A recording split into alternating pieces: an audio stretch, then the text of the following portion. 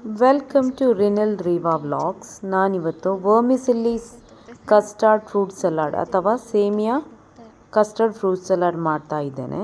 ಅದಕ್ಕೆ ಮೊದಲನೇದಾಗಿ ಒಂದು ಬೌಲಿಗೆ 1.5 ಸ್ಪೂನಷ್ಟು ಸಬ್ಜಾ ಸೀಡ್ಸ್ ಅಥವಾ ಚಿಯಾ ಸೀಡ್ಸನ್ನು ಹಾಕಿ ಅದಕ್ಕೆ 1 ಗ್ಲಾಸಷ್ಟು ನೀರನ್ನು ಹಾಕಿ ನೆನೆಸಿಟ್ಕೊಳ್ಳೋಣ.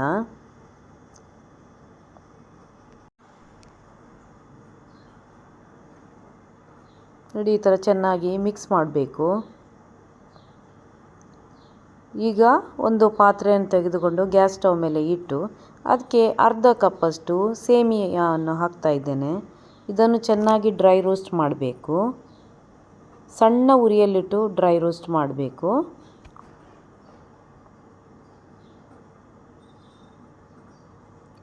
ಇದೊಂದು 2ರಿಂದ 3 ನಿಮಿಷದಷ್ಟು ಈ ಥರ ಡ್ರೈ ರೋಸ್ಟ್ ಮಾಡಿ ಅದಕ್ಕೆ 1 ಗ್ಲಾಸಷ್ಟು ಹಾಲನ್ನು ಹಾಕಬೇಕು.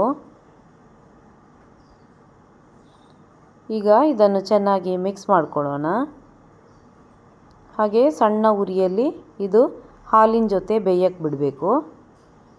ಈಗ ನೋಡಿ, ನಾನು ರೆಡಿಮೇಡ್ ತಂದಂಥ ಕಸ್ಟರ್ಡ್ ಪೌಡರನ್ನು ತಗೊಳ್ತಾ ಇದ್ದೀನಿ.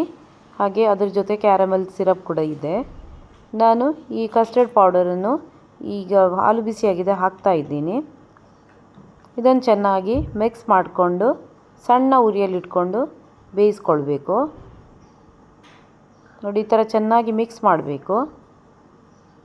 ನಂತರ ಇದು ಕಸ್ಟರ್ಡ್ ಪೌಡರ್ ಹಾಕಿದ ಮೇಲೆ ಅದು ಸ್ವಲ್ಪನೇ ಹಾಲು ದಪ್ಪ ಆಗ್ತಾ ಬರ್ತದೆ. ಅದನ್ನು ಕೈ ಬಿಡದೆ ಈ ಥರ ಬೇಯಿಸಬೇಕು. ನಿಮಗೆ ಈಗ ಬೇಕಾದಲ್ಲಿ ಸಿಹಿ ಜಾಸ್ತಿ ಬೇಕಾದಲ್ಲಿ ಸ್ವಲ್ಪ ಸಕ್ಕರೆಯನ್ನು ಕೂಡ ಸೇರಿಸ್ಬೋದು. ಇಲ್ಲಾಂದರೆ ಕಸ್ಟರ್ಡ್ ಪೌಡರಲ್ಲಿರುವ ಸಿಹಿಯೇ ಸಾಕಾಗುತ್ತೆ. ಸ್ವಲ್ಪ ಹೊತ್ತದು ಚೆನ್ನಾಗಿ ದಪ್ಪ ಕನ್ಸಿಸ್ಟೆನ್ಸಿಗೆ ಬಂದ ನಂತರ ಈ ಥರ ಆದಾಗ ಸ್ಟವನ್ನು ಆಫ್ ಮಾಡಿ ತಣಿಯಕ್ಕಿಡಬೇಕು. ಈಗ ಆ ಮಿಕ್ಸ್ಚರೆಲ್ಲ ತಣ್ದ ಮೇಲೆ 1 ಗ್ಲಾಸನ್ನು ತೆಗೆದುಕೊಂಡು ಅದಕ್ಕೆ ತಣಿದಂಥ ಈ ಸೇಮಿಯಾ ಕಸ್ಟರ್ಡ್ ಮಿಕ್ಸ್ಚರನ್ನು ಹಾಕ್ಕೊಳ್ಬೇಕು. ನಂತರ ನಿಮಗೆ ಯಾವುದಾದ್ರು ಇಷ್ಟವಾದ ಫ್ರೂಟ್ಸ್, ಮಾವಿನ ಹಣ್ಣು ಆಗ್ಬೋದು ಅಥವಾ ಯಾವುದೇ ಫ್ರೂಟ್ಸ್, ಗ್ರೇಪ್ಸ್ ಎಲ್ಲವನ್ನು ಇದಕ್ಕೆ ಹಾಕ್ಕೊಳ್ಬೇಕು. ಈ ಥರ ಹಾಕ್ಕೊಳ್ಬೇಕು. ನಂತರ ನಾವು ಮೊದಲೇ ನೆನೆಸಿಟ್ಕೊಂಡಂಥ ಸಬ್ಜಾ ಸೀಡ್ಸಿನ 1-2 ಸ್ಪೂನಷ್ಟು ಹಾಕ್ಕೊಳ್ಬೇಕು. ನಂತರ ಡ್ರೈ ಫ್ರೂಟ್ಸ್ ಹಾಕ್ಕೊಳ್ಬೋದು. ಒಣ ದ್ರಾಕ್ಷಿ, ಗೋಡಂಬಿ ಈ ಥರ ಹಾಕ್ಕೊಳ್ಳೋಣ.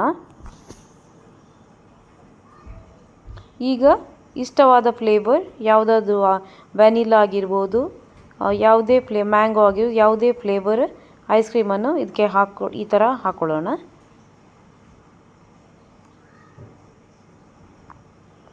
ಈಗ ಮತ್ತೆ ನಾನು ಅದರ ಮೇಲೆ ಸ್ವಲ್ಪ ಗಾರ್ನಿಷಿಂಗೋಸ್ಕರ ಸ್ಟ್ರಾಬೆರಿ, ಒಣ ದ್ರಾಕ್ಷಿ, ಗೋಡಂಬಿ ಹಾಕ್ಕೊಳ್ತಾ ಇದ್ದೀನಿ.